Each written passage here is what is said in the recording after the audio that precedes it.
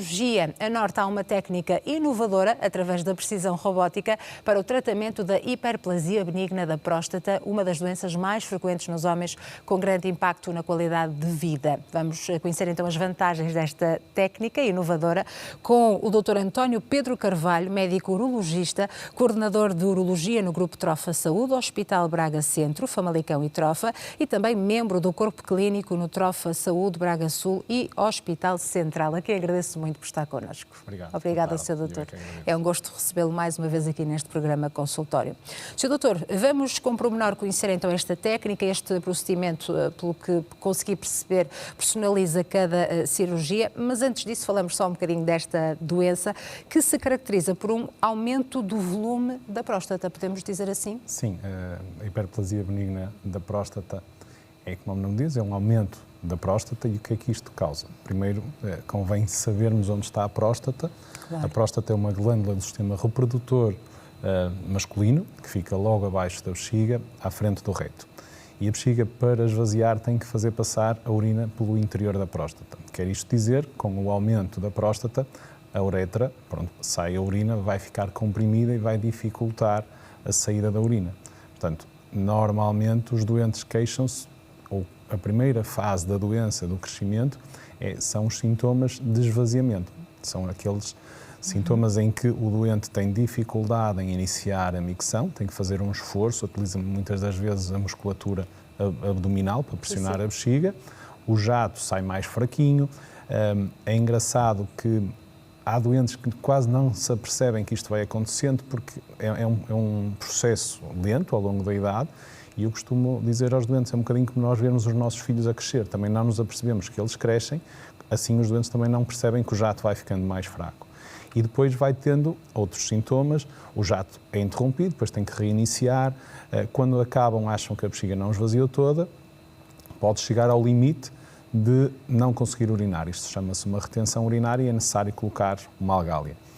Quando estes sintomas não são tratados, começam a aparecer outros que têm a ver com o esforço que a bexiga está a fazer para conseguir esvaziar. Portanto, já são sintomas de enchimento, é quando a bexiga está a encher e pelas alterações que a bexiga vai tendo devido ao esforço que está a fazer para esvaziar, começa a dar outros sintomas, nomeadamente a ter que ir mais vezes à casa de banho, porque a bexiga, como é mais grossa, tem menos capacidade de distender, levantar-se durante a noite para urinar, ou até uma premência para urinar, isto é, uma vontade súbita de urinar, que faz com que os doentes quase nem consigam chegar à casa de banho, podendo dar mesmo incontinência urinária.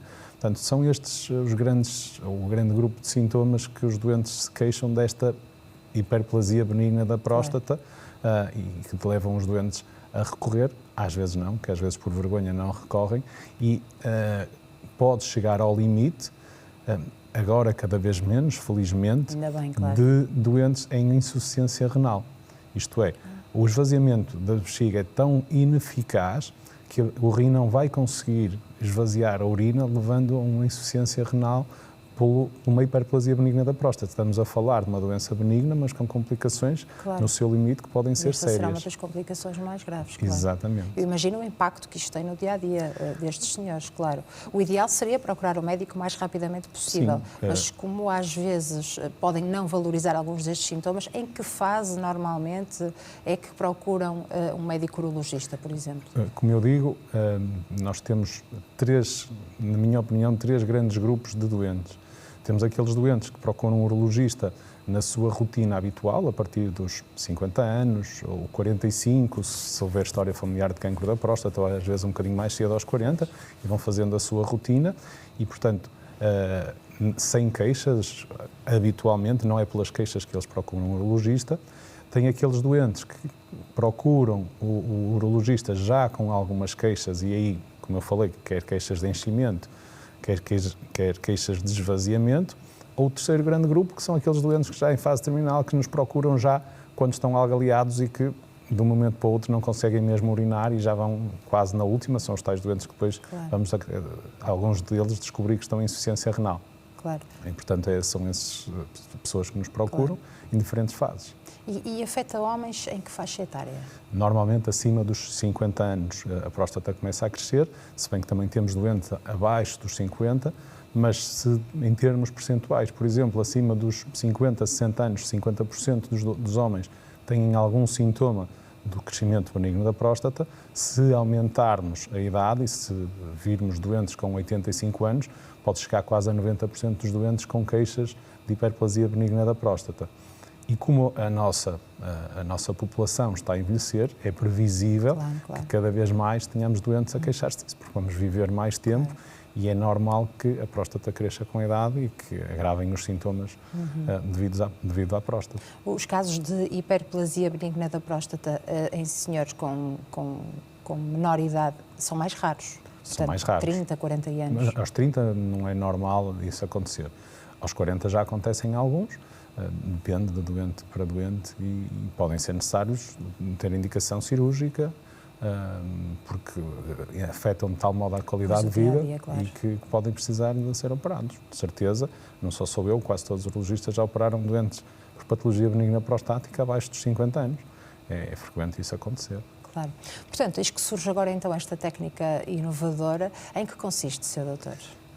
Esta técnica é inovadora em vários aspectos. É inovadora porque utiliza jatos de água fria, portanto, a maior parte das técnicas que são minimamente invasivas, que é o caso desta, utilizam energia térmica. E não utilizando energia térmica, permite-nos evitar algumas complicações das cirurgias, das outras cirurgias que utilizam energia térmica, nomeadamente a recuperação ser mais rápida, evitar alguns efeitos laterais da energia térmica, como poder estragar assim os nervos da ereção ou até a ejaculação, e isso preserva. É uma técnica minimamente invasiva, portanto nós conseguimos fazer o procedimento através da uretra e, portanto, com uma dupla visualização, com um instrumento através da uretra em que tem uma câmara, que estamos a ver a próstata por dentro, e com um ecógrafo em que conseguimos delimitar e ver todos os locais da próstata que queremos retirar e todos os locais da próstata que queremos preservar. Somos nós que fazemos essa marcação cuidada e depois o robô é que faz a ablação com os tais jatos de água frio num tempo de 5 minutos, 6 minutos, 3 minutos, depende do volume da próstata, mas esse procedimento propriamente dito da aquablação é um tempo bastante curto para a resolução da situação. E isto tem o terceiro aspecto de ser uma novidade, que é o que permitir a recuperação rápida. Isto é, 90% dos doentes nas primeiras 24 horas após a cirurgia já vão ter alta sem algália, a urinar espontaneamente e vão poder recomeçar a sua vida profissional quase de imediato. Eu digo sempre que devem ter cuidado durante as primeiras 2 semanas, mas eu posso lhe dar um exemplo de um doente que veio à consulta 15 dias depois do procedimento, ele foi operado numa quarta, teve alta quarta à tarde, teve alta na quinta de manhã, quinta-feira à tarde já foi trabalhar e quando chegou à consulta 15 dias depois já tinha corrido, já tinha andado de bicicleta, já tinha tido relações, completamente satisfeito com o procedimento que tinha realizado. E é feito com anestesia geral ou local? Tem que ser feito com anestesia geral porque devido à precisão do corte dos jatos de água, o doente não se pode mexer. Portanto, a partir do momento que nós fazemos as marcações precisas, se o doente se mexesse, podíamos estar a tirar locais que não desejávamos. E, portanto, o doente tem que estar numa sedação profunda, tem que ser uma anestesia geral. Claro. Mas o objetivo, Sr. Doutor, ao passar este jato de água, portanto, vai aliviar os sintomas? Sim. De que forma? Os jatos de água vão, desculpe o termo, não é um termo muito médico, mas é assim desfazer. Nós vamos perceber, de certeza. É desfazer o miolo da próstata. Se imaginarmos a próstata como uma laranja, isto é uma analogia muito utilizada entre os urologistas, se imaginarmos a próstata como uma laranja, os gomos é aquilo que vai crescendo com a hiperplasia benigna da próstata. A uretra passa no interior. Este procedimento e os outros procedimentos para tratamento da hiperplasia benigna da próstata retiram os gomos da próstata e só fica a casca. E, portanto, o que nos permite nesta técnica é delimitar bem as zonas, a casca, a zona periférica, a zona dos ductos ejaculadores, a zona do vero montano, que é o sítio onde saem os canais ejaculadores, e o esfíncter prostático. E, portanto, nós só vamos retirar mesmo o chamado adenoma, aqueles tais gomos da laranja, que são os que comprimem a uretra e que dão os sintomas. E evitar também complicações que poderiam acontecer nos outros tratamentos. Nas outras abordagens, não é? Em termos de cirurgia prostática benigna, nós temos dois grandes tipos. Temos a cirurgia resetiva, em que retiramos volume, o adenoma, os tais gomos, e temos as cirurgias não resetivas. As não resetivas são mais recentes, são técnicas que tentam... Temos basicamente duas, é o urolift, que é um agrafo que é colocado para expandir a uretra, e temos a vaporização da próstata, que tenta destruir. Tem a vantagem de ter menos efeitos laterais, mas tem a desvantagem que não alivia tantos sintomas. E há uma necessidade normal de repetir o tratamento mais frequentemente.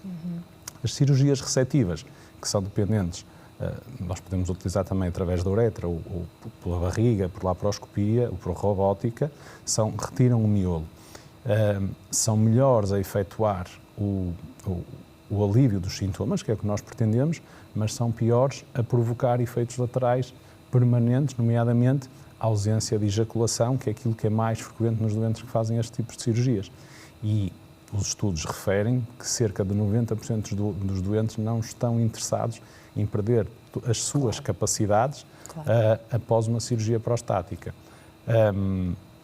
O que é que acontece nesta técnica? Esta técnica tem o melhor das duas, isto é efetiva no alívio dos sintomas, que é aquilo que nós pretendemos, e poupa os efeitos laterais, que é aquilo que também existe nas não receptivas. E, portanto, temos o melhor dos dois mundos, conseguimos com uma técnica minimamente invasiva resolver o problema do doente de sintomatologia, preservando todas as características que o doente pretende preservar após uma cirurgia prostática. E qualquer senhor diagnosticado com esta doença pode ser um candidato a esta técnica? Diz bem, pode ser um candidato, terá que ser avaliado e perceber se realmente a técnica se adapta a ele. Existem situações em que o doente pode não ser candidato, nomeadamente doentes com estenoses da uretra que não permitam a passagem do aparelho, do instrumento de trabalho até à próstata, porque é uma abordagem através da uretra, ou doentes que tenham feito uma cirurgia intestinal e que não consigam, possam estar o intestino a trabalhar para um saquinho e que não tenham rede, que não se possa introduzir o ecógrafo. Existem algumas limitações pontuais, mas isso será avaliado pelo médico urologista, se tem capacidade, ou provavelmente se pode fazer a cirurgia nesse doente. E há o risco, passado algum tempo, alguns anos, Sr. Doutor, de a próstata voltar a aumentar de volume? Há esse risco. Todas as cirurgias por patologia benigna, há esse risco que nós não tiramos a próstata toda. O que os estudos nos dizem relativamente a este sistema robótico da aquablação é que a taxa de necessidade de cirurgia ao fim de 5 anos é menos de 1%. E, portanto, é uma taxa muito pequena em termos de comparativos relativamente a algumas cirurgias que se utilizam para a próstata. Claro. E também não há contraindicações da cirurgia em si. É uma cirurgia mais segura do que as outras abordagens. Havia uma questão que foi contornada no início do robô, que era o risco hemorrágico. Isto é, quem idealizou o robô achava que não devia fazer coagulação pontual na zona do que nós chamamos o colo, que é a saída da bexiga para a próstata, que é o sítio onde sangra mais. E isso levou que nos primeiros casos houvesse um risco de sangramento superior e uma taxa de transfusão de 8%, que era considerado elevado. Com o protocolo de hemostase na zona do colo, reduziu-se bastante esses efeitos laterais de hemorragia no pós-operatório e reduziu-se drasticamente a taxa de transfusão. Portanto, não se pode dizer que é inócua, como qualquer cirurgia, mas limita muito os efeitos laterais. Aquilo que eu disse há bocado, relativamente ao doente estar em sedação profunda, como pode perceber, se nós estamos com um jato de água de alta potência que corta a próstata, desfaz a próstata, e nós temos aqueles limites precisos, nós sabemos, por exemplo, que algumas próstatas crescem para dentro da bexiga. E se nós não dermos a indicação correta ao robô, ele pode cortar a bexiga que está atrás, assim como o reto que está atrás da próstata. Se nós não dermos, ou se o doente, imagine que reage, e às vezes pode acontecer, se superficializar a sedação, pode ter um movimento mais brusco e podem ter essa situação. felizmente não tem acontecido, mas está sempre descrito complicações em procedimentos cirúrgicos. Claro, claro que sim. Sr. Doutor, a Norte, este é um tratamento inovador presente Exatamente. no grupo Trofa-Saúde, imagino eu, com muita procura nesta altura. Sim, temos tido bastante procura, porque realmente, para além dos doentes que já precisavam de cirurgia prostática, e são muitos, nós, se imaginarmos que existe 1.200.000 portugueses acima dos 65 anos, alguns deles vão precisar de cirurgia, portanto já sabemos que é um volume, ou 30% normalmente acaba por precisar de cirurgia. Mas esta solução mudou um bocadinho o paradigma do tratamento da próstata, que é, antigamente nós, quando tinham doentes com sintomatologia, optávamos sempre por medicação. Medicação que muitas das vezes se dizia aos doentes que ia ser para o resto da vida. Porquê? Porque as cirurgias que tínhamos causavam alguns efeitos laterais que eram permanentes. E, portanto, se nós pudéssemos evitar a cirurgia, com a medicação conseguíamos aliviar. Mas a medicação também não é isenta de efeitos laterais. E, portanto, por isso é que eu digo que mudou um bocadinho o paradigma. Se temos agora uma nova técnica que permite resolver o problema definitivamente, preservando a disfunção sexual, com um procedimento minimamente invasivo, em que o doente rapidamente volta à vida normal, os doentes já começam a procurar, a dizer assim, mas porquê é que eu vou estar a fazer medicação se eu tenho um procedimento que me resolve o problema e evita a medicação e estou de novo novamente? É um bocadinho isto que está a acontecer por causa desta técnica nova. Ainda para mais com uma recuperação tão rápida. Exatamente, é frequente. Claro que sim. Acontecer isso. Sr. Doutor, permite uma recuperação mais rápida, preservação também das funções sexuais.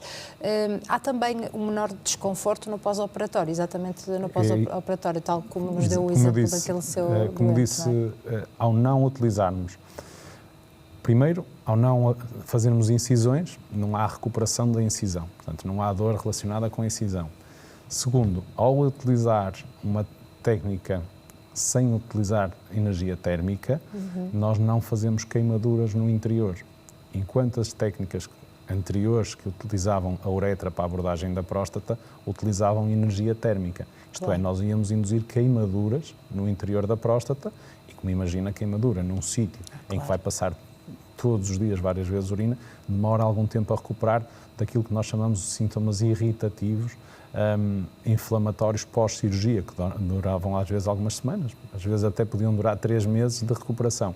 Como nós não usamos isso, o doente pode se queixar eventualmente de ter tido um aparelho ou ter tido uma algália durante um dia, mas isso é uma recuperação extremamente rápida, é sempre só um mal-estar que acontece ali na uretra. Claro.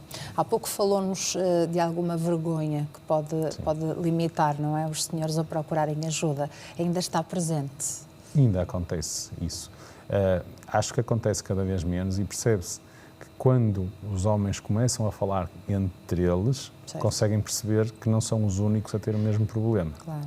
E, portanto, isso torna mais fácil aos homens recorrer ao urologista porque pensam assim, eu não estou sozinho, afinal não sou eu e, portanto, não tenho que ter vergonha.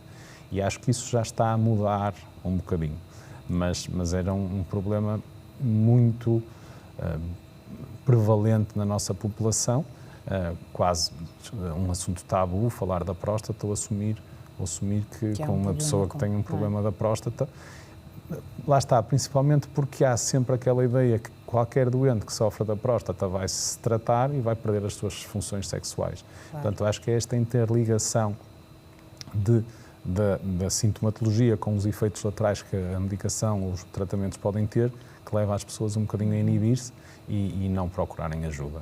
E o avanço do tratamento foi também nesse sentido, não é? Exatamente, porque havia ali um hiato para tratar cirurgicamente a próstata, e isto tem outra vantagem relativamente às outras técnicas, é que trata todos os tamanhos de próstata.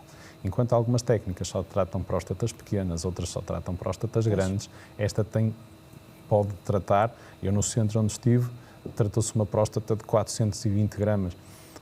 Para ter a noção, uma próstata normal são 20-25 gramas. 400 gramas, percebe que é um volume enorme e, portanto, pode tratar todo o volume de próstatas, ao contrário das outras técnicas que temos que escolher. A escolha da técnica cirúrgica era sempre dependente do volume da próstata e da capacidade e do material que o cirurgião tem para decidir a cirurgia. Eu imagino a qualidade de vida que foi devolvida a esse senhor, não é? Sim, claro. Sem dúvida Claro. alguma. A parte de outros problemas de saúde, como é a disfunção erétil, também muitas vezes é o parceiro ou a parceira que acompanham estes senhores na consulta e se queixam Sim, de que ele está a urinar muito tempo, por exemplo, e pode-se tratar de algo que não é tão normal. Há algumas queixas que são normais nas companheiras dos doentes que recorrem à consulta. Aquilo que é mais frequente é dizer a quantidade de vezes que se levantam durante a noite. Sim, claro. As outras queixas frequentes da parceira é dizer que ficam a ouvir e não ouvem o jato a bater na sanita, ao contrário do que era no passado. O jato não tem força suficiente para bater, ou que o doente acaba por urinar sentado, que é para ver se consegue fazer mais força, ou porque demora tanto tempo e é melhor estar sentado à espera que a urina saia do que de pé. Ou ainda tive um doente esta semana que veio de Coimbra e a esposa a dizer: eu estive na área de serviço 15 minutos à espera que ele conseguisse urinar. É isto Claro, claro. que é normal nas companheiras dizerem relativamente às queixas que os doentes não verbalizam, mas são perceptíveis por quem Claro. acompanha o doente no dia-a-dia. Essas partilhas são importantes também para quem nos acompanha lá em casa, porque são alguns dos sintomas, não é? E podem-se perfeitamente identificar. Muito obrigada, Sr. Doutor, pela sua presença, por esta explicação. Vamos agora então saber quais são as dúvidas dos senhores e das senhoras que nos estão a acompanhar nesta tarde de terça-feira aqui no Porto Canal. Já sabe que pode juntar-se a esta conversa, partilhar connosco também a sua opinião ou dúvida relacionada com este assunto, com esta cirurgia, então, esta técnica inovadora que pertence ao grupo Trofa Saúde a Norte, ou também outra questão que diga respeito à especialidade urologia. Para isso, só tem que marcar o número de telefone 22 508 3297 ou participar por escrito através do endereço de e-mail consultório@portocanal.pt. Até já.